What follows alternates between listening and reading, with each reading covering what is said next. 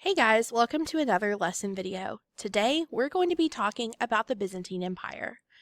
Now, if you think back to when you learned about the ancient world, you probably learned about the civilization of ancient Rome, which was the most powerful force in Western Europe for around 1,000 years. And then, it wasn't. Let's go back to see what happened.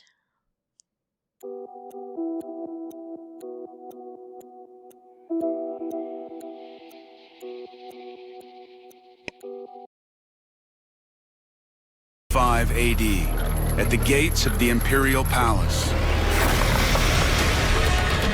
Geyser, known as the Spear King, chief of a tribe of Germanic warriors, the Vandals. They've crushed Roman armies in North Africa. Now, they're after the riches of Rome itself. Trapped inside the palace, the Empress, Licinia Eudoxia, daughter of a Christian convert, widow of a murdered emperor. She and her children are the last of Rome's ruling family.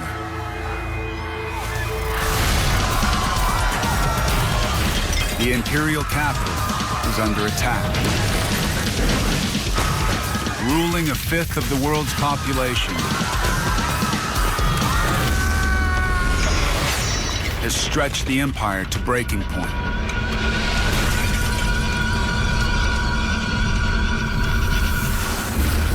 Like a supernova, the empires we've seen on this planet have collapsed under their own weight. A great mass of energy. There's nothing brighter in the sky. There was certainly nothing brighter and more powerful than the Roman Empire until it wasn't. Rome, the world's first megacity. Population, 1 million. The most modern city in the world.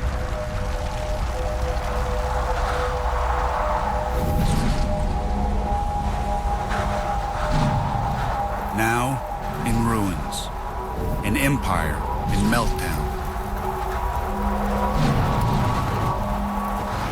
When you think about the Roman Empire and the complexity of the system that failed, it's incredibly frightening.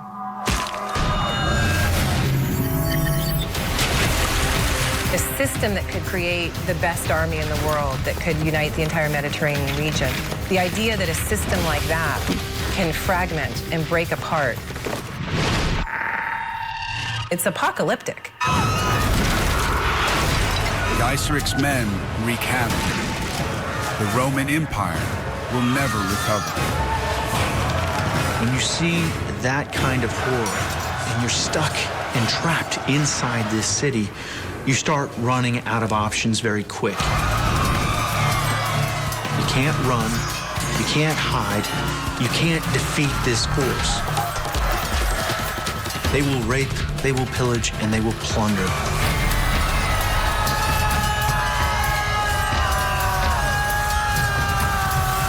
But the Vandals are no savages.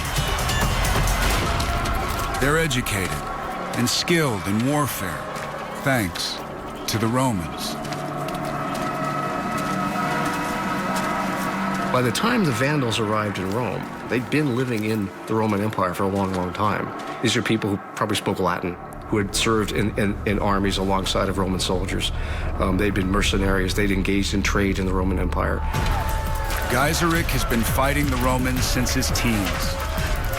Now, he's in reach of the ultimate prize. Eudoxia.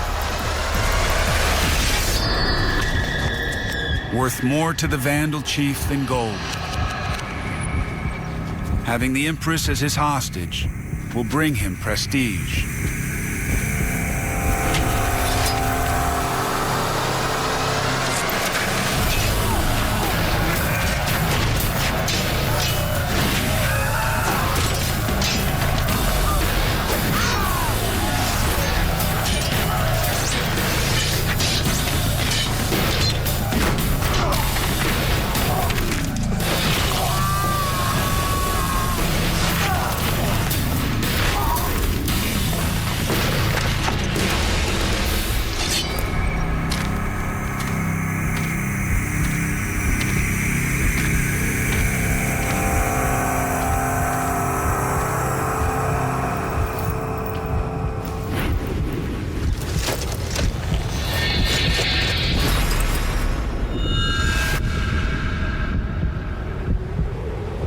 Eudoxia will spend the next 7 years at Geiseric's side.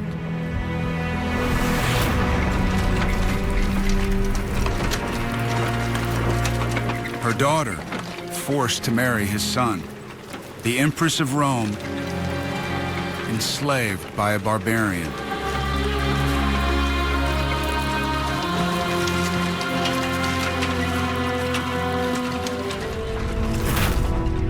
The Roman Empire lasted for 5 centuries. At its height, it ruled over 60 million people and 2 million square miles. As it disintegrates, barbarian tribes seize their opportunity. Angles and Saxons push into Britain. Franks sweep across Gaul, giving their name to modern France. Visigoths seize what is now Spain. When power collapses at any time, anywhere, it creates a vacuum, by definition. Others come running in. Territory gets grabbed up. Ideas are repudiated. The Romans learned it. We don't know who's going to be next. With the collapse of Rome, Europe reverts to a dark age of war, famine, and savagery.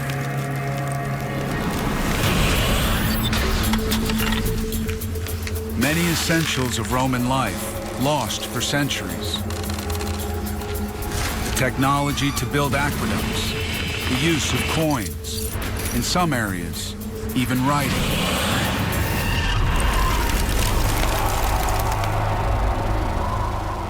Rome loses 95% of its population. London is abandoned.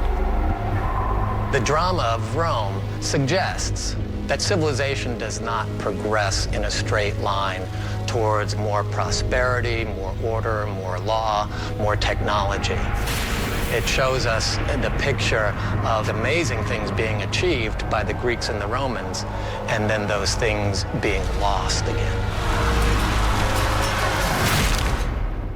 With the fall of Rome, Europe will fragment and stay divided for 1,500 years.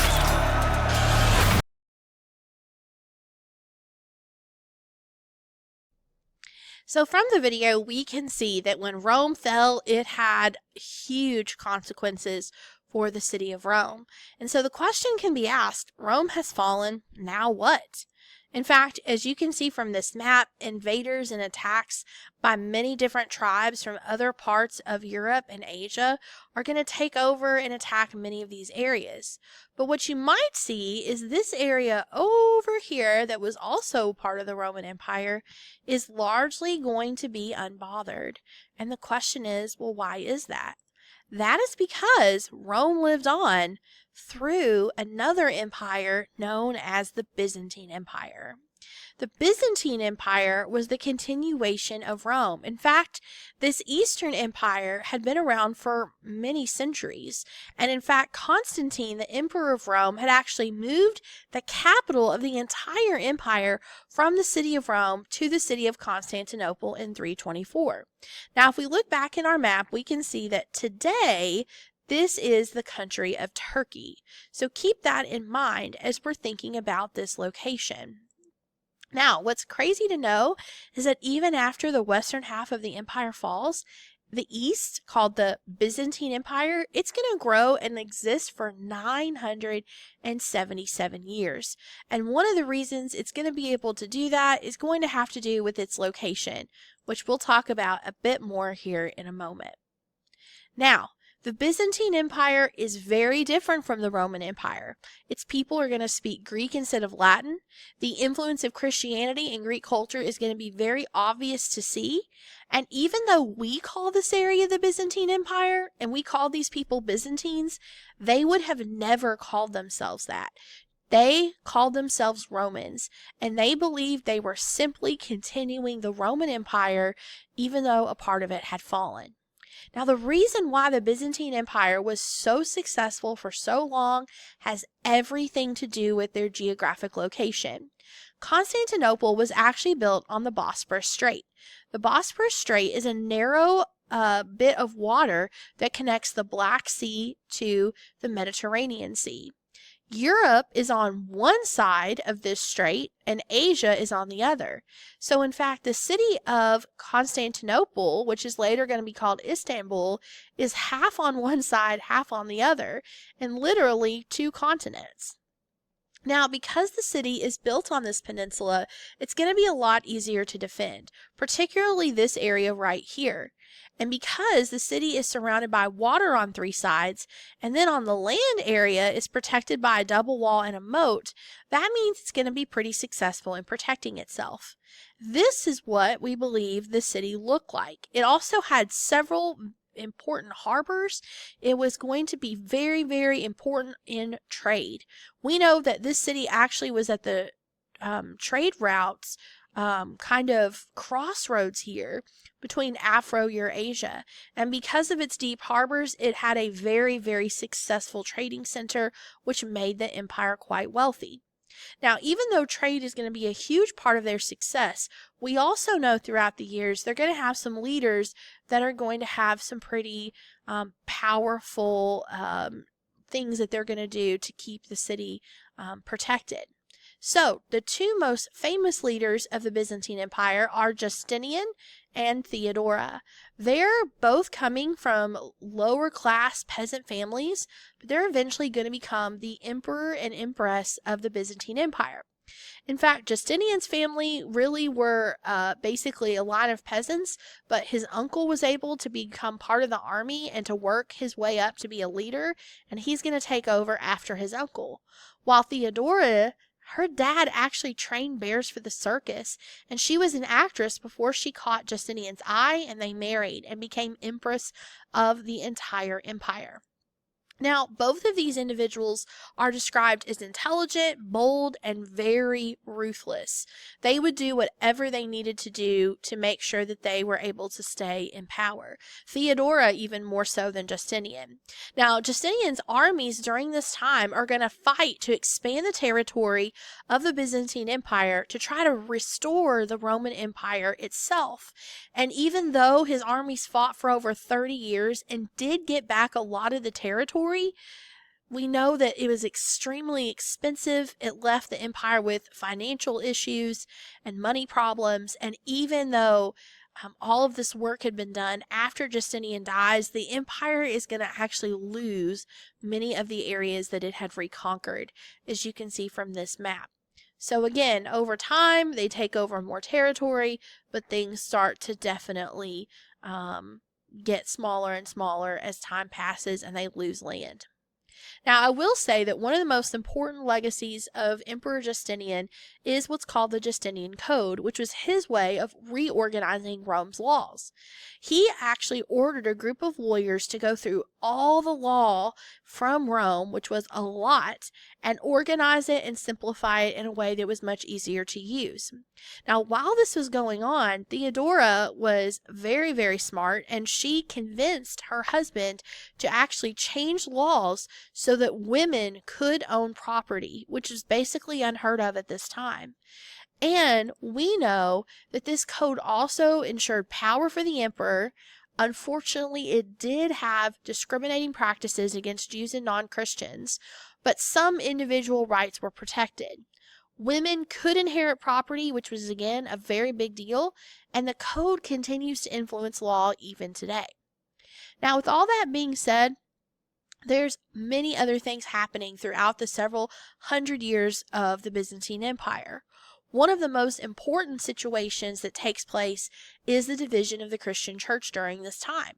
Now, as Christianity had spread over several hundred years, we know that different groups of Christians had different ways of worshiping and different beliefs about specific religious issues, which meant that Christians living in one part of Europe were quite different from Christians who lived in another as far as how they looked at things.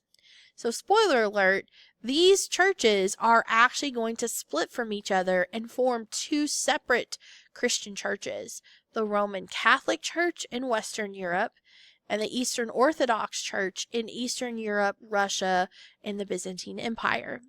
Now, this split is going to happen in 1053, and it's known as the Great Schism. And these two parts of the church are going to separate from one another because they can't agree on certain issues of religion.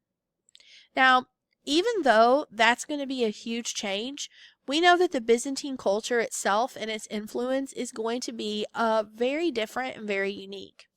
In fact, one of the most important buildings of this time period, the Hagia Sophia, was the largest cathedral in the world for 1,000 years. It was actually built by Justinian to honor his wife Theodora, who had sadly passed away from cancer. Now, in addition to the Hagia Sophia, we know that Byzantine librarians and monks kept knowledge and learning from the past alive by preserving documents and translating them, things like the Odyssey by the ancient Greek writer Homer. And we know that Byzantine art was really focused on Christian religion and a lot of biblical figures. So when you see paintings from the Byzantine Empire, it's actually pretty easy to tell that that's where they're from because of the way that contour, the angles, the color palette, and a lot of the gold decoration that was done is very distinctive. Now, with all of this culture and art and history and the great location, you would think that this empire would last forever. But, like all things, the Byzantine Empire did decline. Over the centuries, it conquered territory and it lost it again. It was able to defend itself even though invaders tried to attack it multiple times because of its strong walls that protected the city from land invasion and even a huge chain across the harbor to protect them by sea. They even invented something called Greek fire that they would shoot at invaders over the water. It was a mixture of chemicals that could burn even in water. So here's a piece of that great chain that would have been put across the harbor, as you can see here. And here's a primary source showing Greek fire being used against the enemies of the Byzantines. So we're going to watch for a second as scientists try to recreate this Greek fire so you can see what it looks like. 677 AD, war over Constantinople. Muslim Arabic invaders lay siege to the Byzantine capital. Ships blocked the city walls, cutting off all supplies. A brilliant inventor named Callinicos offers help. He presents Constantine IV with a new weapon, a mysterious substance that, when ignited, burns bright and hot. Greek fire. The Byzantines want to burn down the attacker's fleet, but they face another problem. How did they manage to get the flames to the enemy ships? The solution is a primitive pump known as a siphon, which normally would expel a jet of water. Only instead of spitting water, it spits fire. On the backside, it has a container for the flammable liquid. With a double-cylinder pump, the liquid moves through a pipe or hose up to the nozzle. With the help of a fireball, the liquid is then ignited. How dangerous is a replica Byzantine flamethrower? Could this invention really have forced the Arab fleet to give up? According to ancient reports, up to 3 Greek fire hoses were installed on the Byzantine warships. In this experiment, simulating an attack on a wooden warship, will Stephen's mixture burn long enough to ignite the ship's wall from roughly 32 feet away?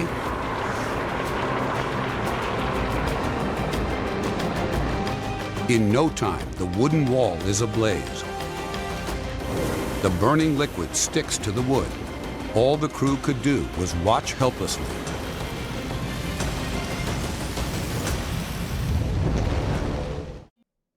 Now, with all of this technology and the location, you would think that the Byzantines would be unbeatable. But more technology changes are going to take all of the defenses and great technology the Byzantines have and basically make it obsolete. So in the year 1204, Constantinople is invaded and sacked by crusaders from Western Europe, and it's captured temporarily. But that doesn't last long. But what happens to truly conquer the Byzantine Empire and the city of Constantinople is something we've already talked about this year. In 1453, a group of Muslims called the Ottoman Turks are able to conquer Constantinople using cannons to break down the walls. This bombardment lasts for 53 days, and Constantinople is finally conquered. It's renamed Istanbul, and it goes from being a Christian empire to a Muslim empire overnight. This event changes history forever.